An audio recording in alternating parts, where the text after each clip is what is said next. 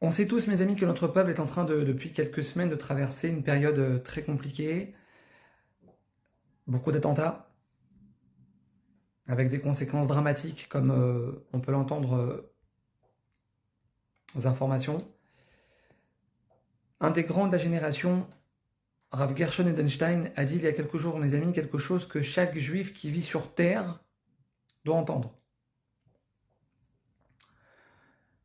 A dit Rav Gershon la chose suivante.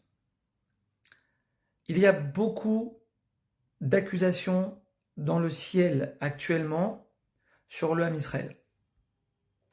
Je répète les mots du Rav, il y a beaucoup d'accusations actuellement dans le ciel sur le Ham Israël, ce qui donne à nos ennemis la force de pouvoir nous attaquer et nous tuer. Mes amis, nous dit le Gaon de Vilna il y a 250 ans,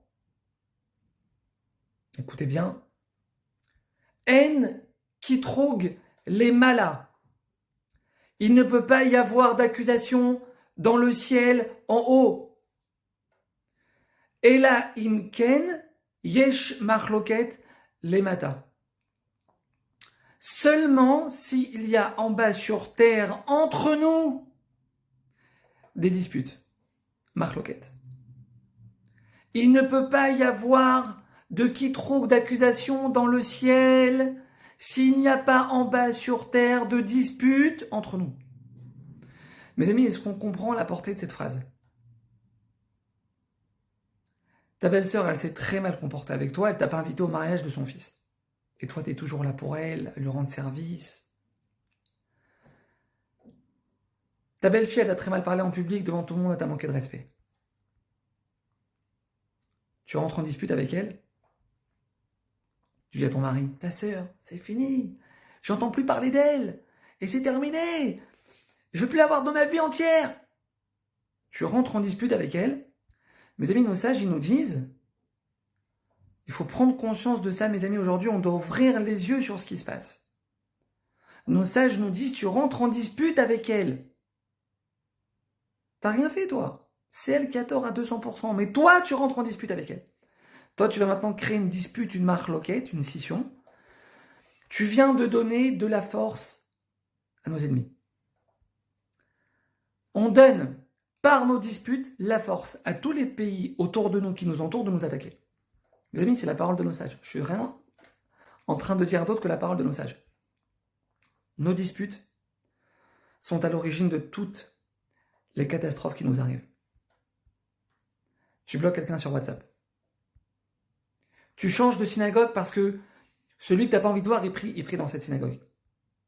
Mais mes amis, ça a des répercussions, ça. Ça a des répercussions, ça.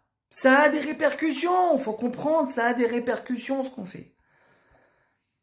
On doit le savoir, ça, aujourd'hui, mes amis, si on veut enrayer ce qui se passe, si on veut mettre une fin à ce qui est en train de se passer, mes amis, il faut prendre conscience de ça. La situation, elle est très grave. L'armée, elle arrive, avec l'aide d'Hachem, mes amis, à déjouer chaque jour entre 10 et 15 attentats par jour.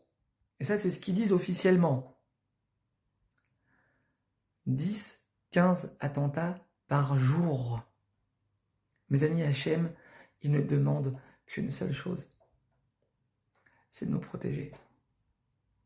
Hachem ne demande qu'une seule chose. Mes enfants, je veux vous protéger. Mais pour ça, Hachem, il a besoin de voir qu'on se pardonne. On se pardonne. Il doit voir qu'on ne se tient pas rigueur les uns les autres.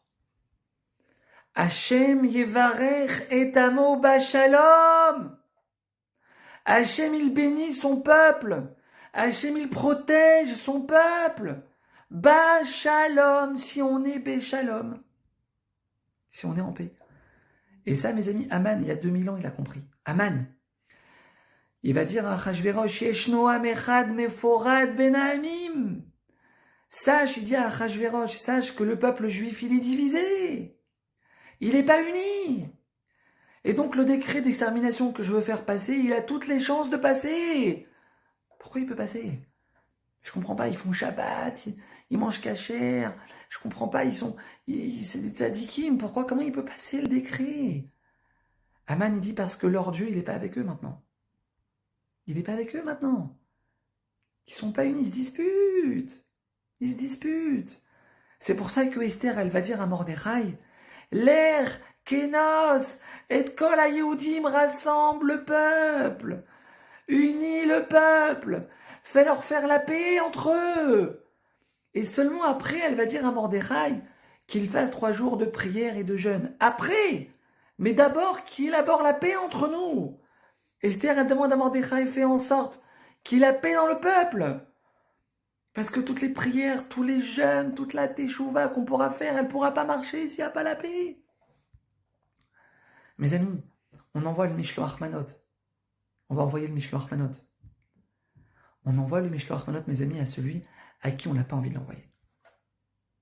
La petite corbeille, la sympathique, on va mettre la canette de coca, le petit gâteau, la petite paire de damroute.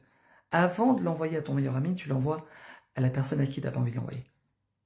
D'abord à celui avec qui je suis en froid. C'est avec lui que ça se passe. Tu viens de protéger un soldat là, à Gaza, là-bas, maintenant, par ton Mishloach Manot, tu l'envoies à quelqu'un à qui tu n'as pas envie de l'envoyer. Tu viens de protéger un soldat. Tu pardonnes une personne qui t'a fait du mal. Tu viens d'annuler un mauvais décret dans le ciel. Mes amis, venez, on essaie de se renforcer sur ça, pour Purim.